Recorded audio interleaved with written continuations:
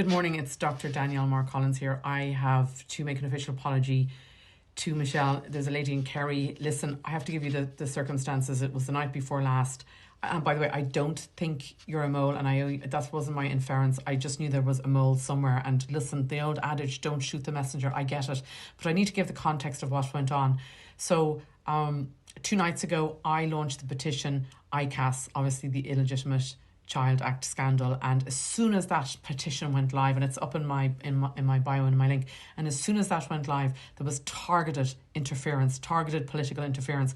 Now, I do believe it's Fianna Fáil, the HSE and also the GRO. There's a number of people there colluding to hide, obviously, which is where ICAS came from, and I am a survivor of ICAS. And it was over here in LA, I'm on the West Coast this week. I had just finished a very emotionally charged interview with a media outlet back across the pond.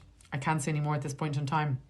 And it was actually about the fact that it's day 13 and I'm still waiting for the HSE and the GRO. I'm still getting stonewalled by them. I'm still getting stonewalled by my entire family, which is a whole other... I'm just wondering, is there something else to everything, because the cat is out of the bag now. So anyway, I had been discussing this with the journalist, and I had been saying, like, look, it's very strange to me. It's nearly 2 weeks now since the story broke. Everyone's stonewalling me. The GRO, the HSE, I understand. Obviously, the impact of ICAS is going to be tremendous on them in terms of they'll end up in The Hague, and I get all of that. But my own family, I don't understand why they don't just give me the birth cert. So anyway, I'm finishing up this very emotionally charged interview, and I have to give you this context, because just as I get off the phone, and I was very upset actually, to be honest with you, and I'm quite distraught about the whole thing. I get off the phone, and the next thing, I've a load of emails, everything's blown up, and everyone's sending me this lady. She's a Kerry woman, and oh gosh, I tell you, she seems to know a lot about everything. And I can't give a huge amount of comment, but I did want to say sorry to her and take accountability. My reaction was very knee-jerk. Obviously, I'm well into my political career at this point in time, but at the same time, I'm still relatively new. I do think that my background in reality documentaries and reality docu-series is a great training ground for sure, obviously, for a career in politics, because it's a dirty game, and I've played that game many a time. But again, I got caught off guard the other night. And again, I finished up the interview. It was 2 a.m. here, because I was doing it during their business working hours across the pond. And then my phone goes crazy, and I'm thinking, who is this woman? I don't know what to deal, whatever. And look, like I said, I'm early in my political career, so to speak, and I just knee-jerked. And again, I wasn't calling her a mole. I said there is a mole. I didn't say Michelle was the mole. I said there is a mole. And I stand by that. There is a mole somewhere. And this is targeted political interference, because since I put up the details, and it's all up in my bio, the ICAS, I am a survivor of ICAS, and that's not easy. I have to live with that every day. And it's very acute at the moment, because obviously while I try and heal on my healing journey as a survivor of ICAS, I can't heal because I'm waiting on my birth cert. The HSC won't give it, the GRO, my mother won't give it, nobody's giving it to me. No one's talking to me, everyone's stonewalling. I don't know, was I perhaps boarded out? I don't think that's even a politically good term, but I don't know what else to call it. This is new to me. So I'm in a very emotional state. And look, I made a mistake. I don't make a mistake calling out the fact that there's a mole, but I reacted quickly. And that's not what you do in politics. And it's not what you do when you're a seasoned veteran of docu-series on TV about very important life, journeys.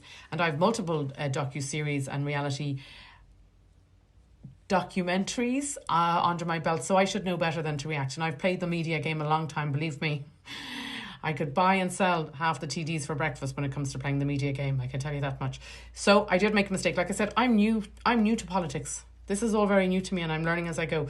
So I made a knee-jerk reaction, and for that I'd like to apologise to Michelle. I'd like to say sorry.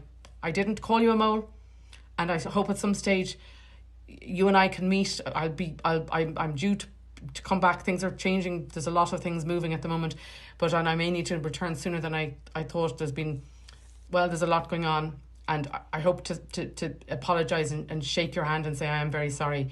And again, I have to say, this woman, Michelle, she's a Kerry woman, so they're clever. They're like the Cork women, very clever. She's been through a tremendous amount. And again, I'm just catching up on everything and whatnot. And she's a Manona Heron. She's a Manona Heron. And again, I'm a Manona Heron. And first and foremost, There's certain, I do believe in, and we fight for our country. I absolutely do. I'm obviously somebody who was very involved in repealing the eighth, and I'm again surprised the fact that we repealed the eighth, and apparently you can't get the eighth in Ireland. So again, that needs to be looked at. Again, the judicial system, there's certain aspects that bother me deeply. For example, these concurrent sentences, insanity. Passing of the notes to the perpetrator, insanity. I'm not campaigning for this. This needs to be done. I'm done. Finished. So those are things I'm very passionate about. And also, you know, I do feel that we should close the borders because it's complete chaos. I mean, it's absolute chaos. Absolute chaos. And you can't just let chaos run and run and run. It's a chaotic circus. And Irish people deserve better. We deserve better. And also the people who are being moved around deserve better. So it's just absolute chaos. Michelle is a very clever woman. She's a very clever woman. She is correct. I did buy all the domains. I bought them just a couple of days before St. Patrick's Day because I'm incensed by what's going on in our own country, and I bought them all up. And she has championed me as quite the genius, and I don't want to burst anyone's bubble, but the government at the moment is a cobbled together government, and I don't mean any disrespect, but they're not that clever. They're really not that clever. So yeah, I bought all the domains. Absolutely, I bought them all. And, you know, I would love to be of service to my country. And I was out for a drive earlier on and I thought, but I have such a lovely life here as well. You know, what will be, what is meant to be will be. And yes, I have had approaches made and whatnot. And again, I can't discuss anything.